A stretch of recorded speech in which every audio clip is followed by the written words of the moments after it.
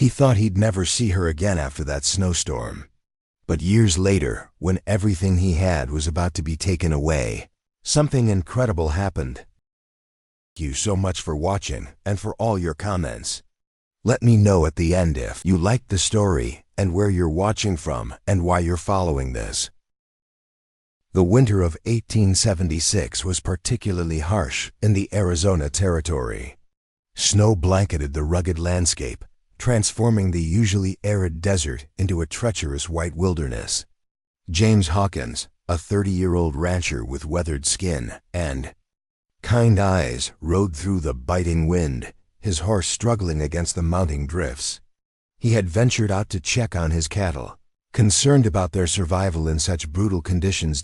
As James navigated a narrow pass between two rocky outcroppings, something caught his eye: a small dark figure huddled against the stone, nearly buried in snow. Dismounting quickly, he trudged through the knee-deep powder to investigate. To his shock, he discovered a young Apache girl, no more than 12 years old, trembling violently, her lips blue with cold. "Good Lord," James muttered, immediately removing his heavy coat and wrapping it around her frail body. The girl's eyes fluttered open briefly, revealing a mixture of fear and exhaustion. Her tribal clothing was woefully inadequate for such weather, and James could see she hadn't eaten in days. "Don't worry, little one. I'm going to help you," he said softly, knowing she likely couldn't understand his words, but hoping his tone would convey his intentions. James carefully lifted her onto his horse, mounting behind her to keep her secure against his chest. The journey back to his ranch would be difficult in these conditions, but he knew every minute counted. The snow fell more heavily as they made their way through the winding trails. James spoke quietly to both the girl and his horse, offering words of encouragement. "Just a bit further. We'll get you warm and fed soon." When they finally arrived at his modest ranch house, James's housekeeper, Mrs. Peterson, a sturdy widow in her 50s who had helped him since his wife's passing 3 years prior, rushed to the door. "Merciful heavens, James, what have you found?" she exclaimed, quickly ushering them inside. "An Apache child, nearly frozen to death out by Eagle Pass," James explained, carefully placing the girl on a chair near the roaring fireplace. "She needs food, warm clothes, and probably a doctor." Mrs. Peterson, despite her initial surprise, moved with efficient purpose. "The doctor won't make it through this storm. We'll have to do what we can ourselves." She began heating broth while James gently removed the snow-encrusted moccasins from the girl's feet. "What do you suppose happened to her people?" Mrs. Peterson asked as she worked. James shook his head grimly. "Don't know. Could be they were moving camp and got separated in the storm, or..." He didn't finish the thought. Relations between settlers and the Apache had been tense, with military campaigns and tribal raids creating a cycle of violence throughout the territory. Over the next few days, the girl slowly regained her strength. James learned her name was Kima, meaning mountain, which she communicated through gestures and pointing to herself. Though they couldn't speak each other's language, a tentative trust began to form. "You know what you're doing is dangerous, don't you?" Frank Miller, James's closest neighbor, warned when he visited after the storm had passed. "Harboring an Indian child could bring trouble from both sides. The army might think you're sympathizing with hostiles, and her people might come looking for her." James stared thoughtfully out the window at the snow-covered landscape. "What would you have me do, Frank? Leave her to die in the snow? That's not the kind of man I am." "No, I suppose not," Frank conceded. "You've always had more heart than sense, James. Just be careful." As winter slowly released its grip on the land, James made inquiries about Apache bands in the region. He learned from a cavalry officer that a small group had indeed been caught in the snowstorm. Some had perished, while others had presumably made it to their winter grounds further south. "The girl should be taken to the reservation," the officer suggested. "It's where she belongs now." James had heard stories about conditions on the reservations, the disease, hunger, and despair. Looking at Kima, who was now helping Mrs. Peterson with household tasks and even learning a few English words, he couldn't bear the thought of sending her to such a place. "I'll take responsibility for her until her people can be found," James insisted, ignoring the officer's disapproving frown. That night, as spring's first warm breeze replaced winter's chill, James sat on his porch, contemplating the decision he'd made. Kima joined him, wrapping a blanket around her shoulders. "Home," she said in carefully practiced English, pointing to the distant mountains silhouetted against the twilight sky. James nodded, understanding her meaning. "Yes, Kima, I promise I'll help you find your home when the time is right." But as he spoke, he realized how attached he'd become to this resilient young girl who had fought so hard to survive. The ranch had felt empty since his wife's death, but Kima had somehow brought life back into it with her quiet presence. As stars began to appear in the darkening sky, James wondered what challenges lay ahead. He knew that in saving Kima from the snowstorm, he'd set both their lives on an unpredictable new path, one that would require courage, understanding, and faith to navigate. Spring blossomed into summer, and summer faded into fall. Before James knew it, nearly a year had passed since he had found Kima in the snow. Despite his intentions to reunite her with her people, the opportunity never seemed to arise. Apache bands were moving frequently, pushed further from their traditional lands by expanding settlements and military pressure. Kima, meanwhile, had flourished at the ranch. Her English improved daily, and she proved to be remarkably intelligent and adaptable. She learned to tend the garden with Mrs. Peterson, helped with the livestock, and even began to ride horses with a natural skill that impressed James. "You ride better than most cowboys I've hired," James remarked one afternoon as they returned from checking fence lines. Kima smiled, a rare but increasingly frequent occurrence. "Apache children learn to ride before walking," she replied, her accent still heavy but her meaning clear. Their unlikely family unit had settled into a comfortable routine, but James couldn't ignore the disapproving glances and whispered comments. When they ventured into town for supplies, the local newspaper had even published a thinly veiled editorial questioning the moral propriety of certain ranchers harboring savages. Sheriff Tom Blackwood, an old friend of James's father, pulled him aside during one such trip. "James, I respect what you're trying to do, but not everyone shares your charitable view. There's talk, and it ain't all friendly." "Let them talk," James replied, loading sacks of grain into his wagon while Kima waited patiently beside Mrs. Peterson. "She's just a child who needed help." "She's an Apache," the sheriff countered, lowering his voice. "And she's growing up. In a few years, she won't be a child anymore. Then what?" The question lingered in James's mind as they rode home, the wagon creaking beneath them. What was his long-term plan for Kima? She couldn't remain in this limbo forever, neither fully part of his world nor reconnected with her own. That evening, as they sat by the fire after dinner, Kima suddenly spoke. "I remember more now, about my family."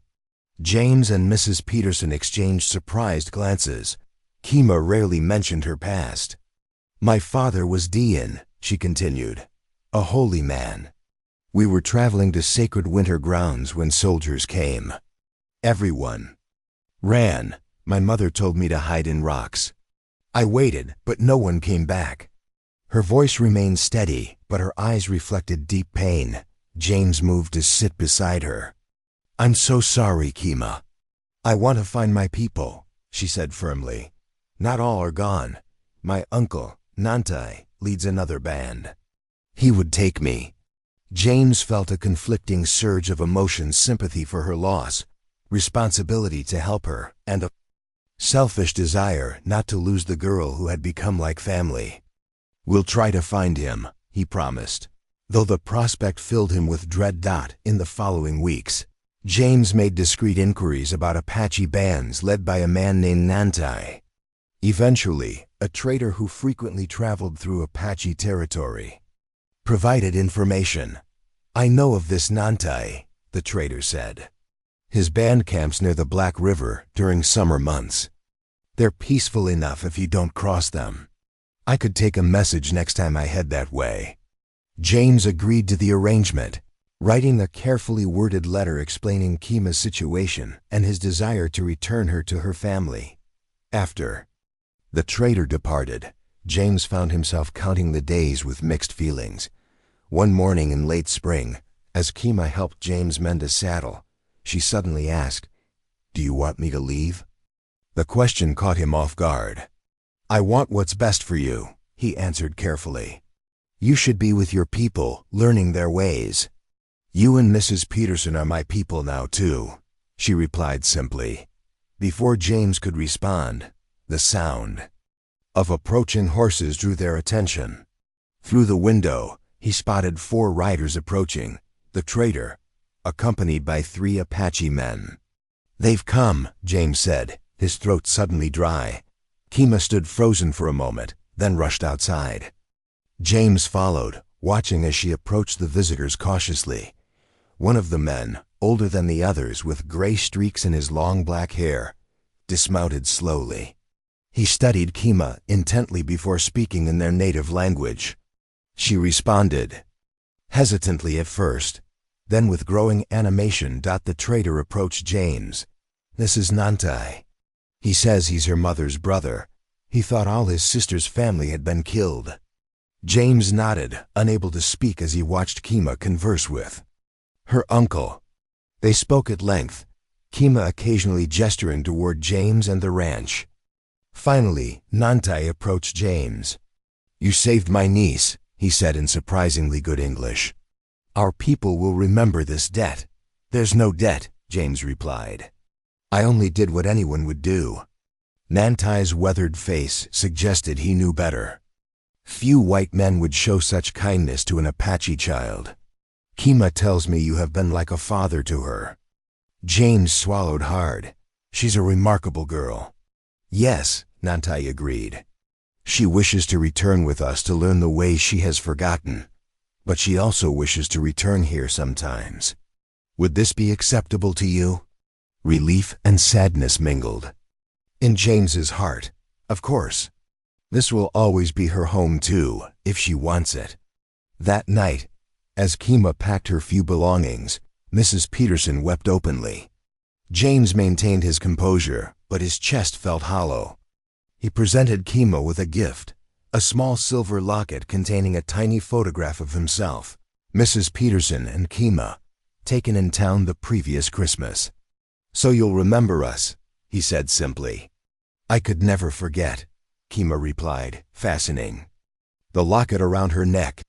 "I will return when the leaves change again."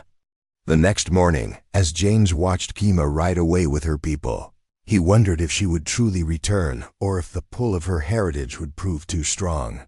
Either way, he knew his life had been forever changed by the young girl he had found in the snow. 5 years passed like the changing seasons, each one bleeding into the next with the relentless march of time. True to her word, Kima had returned to visit when the leaves changed that first year, and every year thereafter. These visits became the markers by which James measured the passing time, watching as the young girl he had rescued transformed into a confident young woman of 17. The Arizona territory itself had changed dramatically during those years. The railroad had expanded, bringing more settlers, more towns, and more conflicts. The open range was increasingly divided by barbed wire fences, and large cattle companies were squeezing out smaller ranchers like James. "Times are changing faster than I can keep up," James confided to Kima during her autumn visit in 1881. They sat on the porch, watching the sunset paint the distant mountains in shades of purple and gold. James had aged visibly, worry lines etching deeper into his face. "The Southwest Cattle Company has been buying up all the ranches around here. They've offered to buy mine 3 times now." Kima, now tall and graceful with her long black hair braided down her back, studied him thoughtfully. She wore a unique blend of traditional Apache clothing and frontier attire, a practical compromise between her two worlds. "Will you sell?" she asked directly. James sighed. "I don't want to. This land is all I have left of my parents, of my wife Sarah, but they're making it mighty difficult to refuse. They've bought the water rights upstream, and their men have been running their cattle onto my grazing land. They cannot steal what is yours," Kima stated firmly, the fire of her Apache heritage evident in her eyes.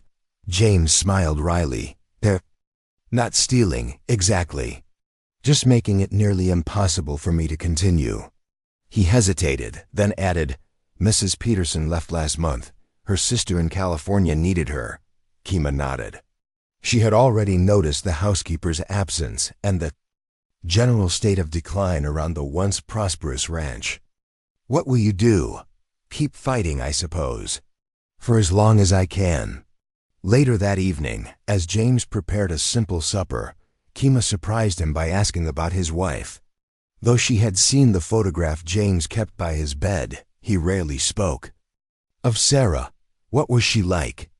Kima asked, helping him cut vegetables for the stew. James paused, memories washing over him. "She was full of life, always laughing. Stubborn as a mule when she believed in something." A smile touched his lips. "She'd have liked you. She always wanted children. Why did you never remarry?"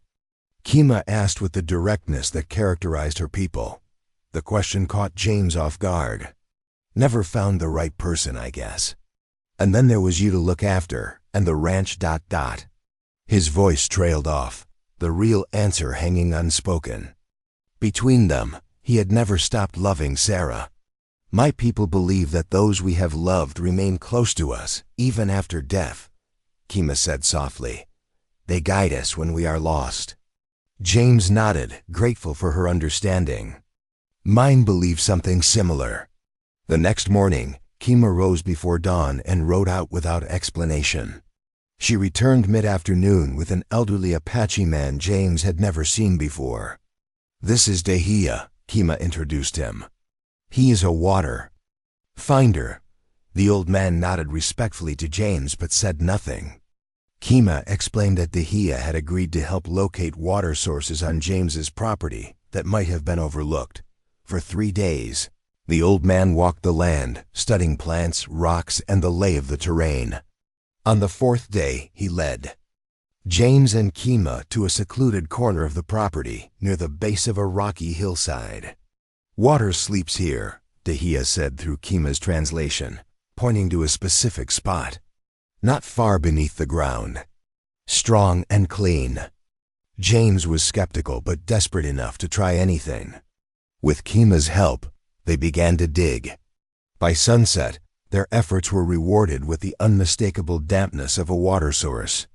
By the following day, they had uncovered a steady spring one that couldn't be cut off by the cattle company's upstream damming. "This changes everything," James said in amazement, watching the clear water pool in the newly dug well. "With our own water source, we can irrigate the south pasture, maybe even grow crops there." Kima smiled, pleased by his renewed enthusiasm. Before leaving with Dehia, she made James promise to begin the irrigation work immediately. "I will return in the spring to help," she said. "There is much to be done." True to her word, when the wildflowers began to bloom across the desert the following March, Kima returned.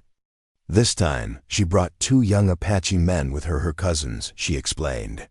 For the next month, they worked alongside James, digging irrigation ditches from the new spring to the fields, repairing fences, and preparing the land for planting. James watched in amazement as Kima directed the work with natural authority. She had clearly learned much from her people about desert farming techniques that had sustained the Apache for generations. Under her guidance, they planted drought-resistant corn, beans, and squash in carefully designed patterns to maximize the limited water. "The land will provide if we listen to what it needs," Kima explained as they worked side by side in the newly irrigated field. My people have farmed this desert for hundreds of years. As spring turned to summer, the crops flourished despite the harsh conditions. Word began to spread about the Hawkins Ranch and its surprising revival.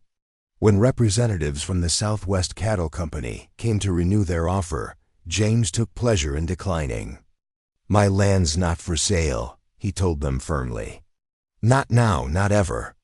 The company men left with thinly veiled threats about making him regret his decision, but James felt a confidence he hadn't experienced in years.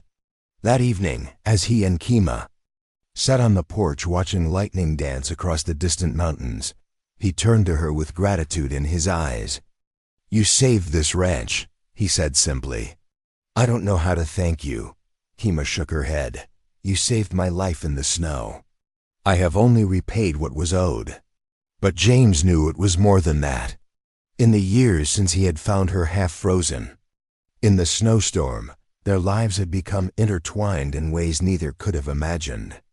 They had formed a bond that transcended their different worlds, a connection built on mutual respect, shared hardship, and genuine affection. As the summer stars appeared overhead, James realized that the lonely ranch house had once again become a home. And though the challenges ahead remained daunting, he no longer faced them alone.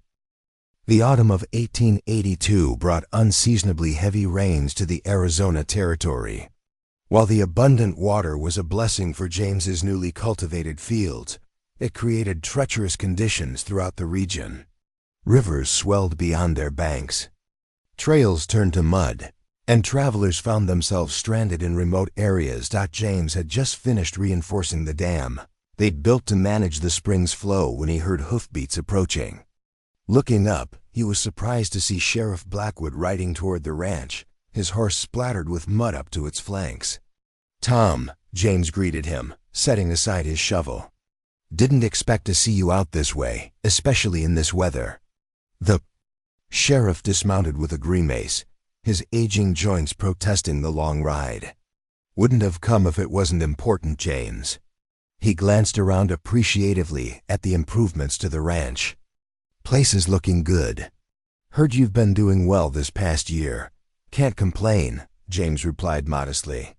"What brings you all this way?" Sheriff Blackwood's expression grew serious. "Got word from Fort Apache. There's been trouble with some of the reservation Indians.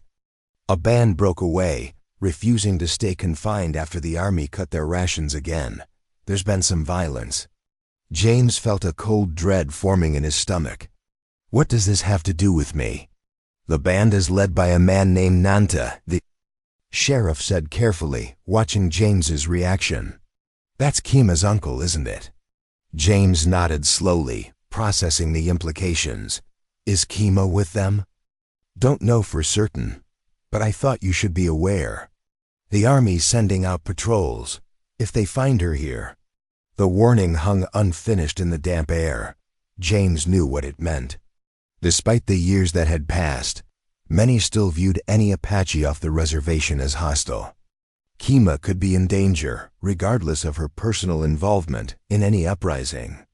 "I appreciate the warning, Tom," James said, his mind racing. "Have they been spotted nearby?" "Reports put them in the Dragoon Mountains, moving north.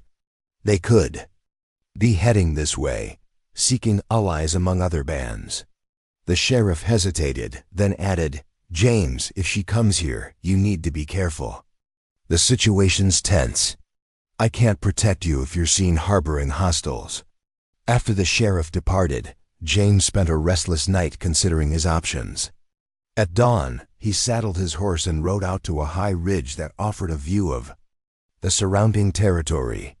He often came here to think, finding clarity in the expansive vistas.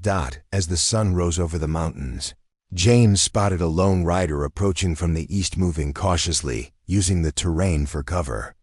Even at a distance, he recognized Kima's distinctive riding style. Riding down to meet her, James saw immediately that something was wrong. Kima's face was drawn with exhaustion, and her clothes were torn and dirty.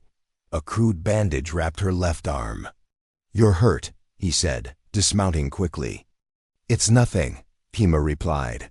though the tightness around her eyes belied her words. "I had to come warn you. The army is hunting my uncle's band.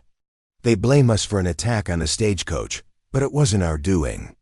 Sheriff Blackwood already told me about the uprising," James said, helping her down from her horse. "He said your uncle left the reservation.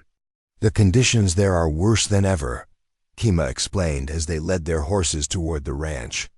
"Children are dying of hunger and disease. My uncle led those willing to follow him back to our traditional lands rather than watch our people perish."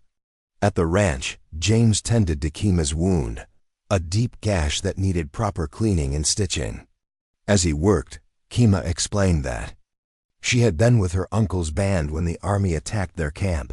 In the chaos, she had become separated from the others. "I came here because I didn't know where else to go," she admitted, wincing as James cleaned the wound. "But I've put you in danger by coming."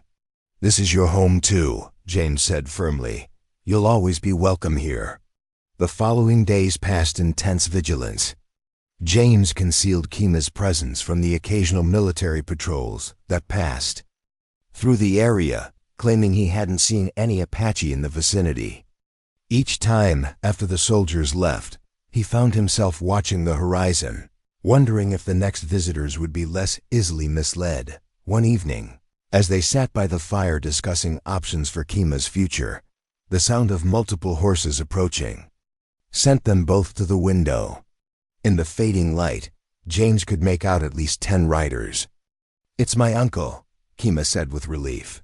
Recognizing the lead rider, James felt a complex mix of emotions: relief that it wasn't soldiers, concern about harboring a band the army considered hostile, and uncertainty about what Nantai's arrival meant for Kima. Nantai himself looked older than when James had last seen him, the burden of leadership in desperate times etched into his face. He greeted James with solemn dignity. "We will not stay long," he assured James. "We seek only rest before continuing our journey north." Over a simple meal, Nantai explained their situation. "The reservation is death for our people. We choose to live free, even if that life is dangerous. The army won't stop hunting you," James warned. "We know," Nantai replied, "which is why we journey to join our northern cousins. Together, we may find a place where we can live according to our ways."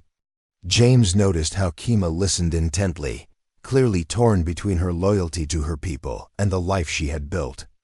Visiting the ranch. After the others had gone to sleep in the barn, Kima remained by the fire with James. "You will go with them," James said.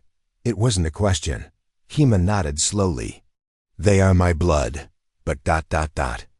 She looked around the modest ranch house that had become her second home. "This place, and you, are also part of me now." "I understand," James said, though his heart felt heavy. "What will you do?" Kima asked. "The cattle company still wants your land. Without me and my cousins to help, can you maintain what we've built?" James hadn't considered this. The ranch's revival had depended heavily on Kima's knowledge and the labor of her relatives. "I'll manage," he said with more confidence than he felt. The next morning, as Nantai's band prepared to depart, James noticed a heated discussion between Kima and her uncle. They spoke in rapid Apache, their gestures animated. Finally, Nantai nodded reluctantly and approached James. "My niece has made a proposal," he said formally. "She wishes to remain here, to continue what you have built together. She believes it is important that our people have allies among the white settlers, particularly as times grow more difficult." James looked at Kima in surprise. "Is this truly what you want?" "My place is here," she said with quiet certainty. "What we have created can be an example showing that Apache and white settlers can work together, sharing knowledge rather than fighting over land." Nantai added, "2 of our young men wish to stay as well. They have learned much about your farming methods and believe this knowledge could help our people in the future." That afternoon, James stood with Kima as they watched Nantai's band disappear into the distance. The decision had been made: Kima would stay, helping to build something unique in the territory, a ranch that combined the best of both their worlds. "It won't be easy," James cautioned. "Many won't understand what we're trying to do here." "When has anything worthwhile ever been easy?" Kima replied with a smile. "You didn't leave me to die in the snow when it would have been easier." "I won't abandon what we've built when challenges arise." As they walked back toward the ranch house, James thought about the remarkable journey that had brought them to this point. A chance encounter in a snowstorm had led to an unlikely partnership that now offered hope not just for his ranch, but perhaps for a different kind of future in the territory, one where cooperation might replace conflict.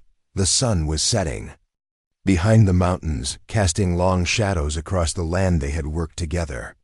In the fading light, James could see the first stars appearing, constant and enduring, like the bond that had formed between a lonely rancher and the Apache girl he had once saved from the snow. "Tomorrow," Kima said thoughtfully, "we should begin planning the spring planting.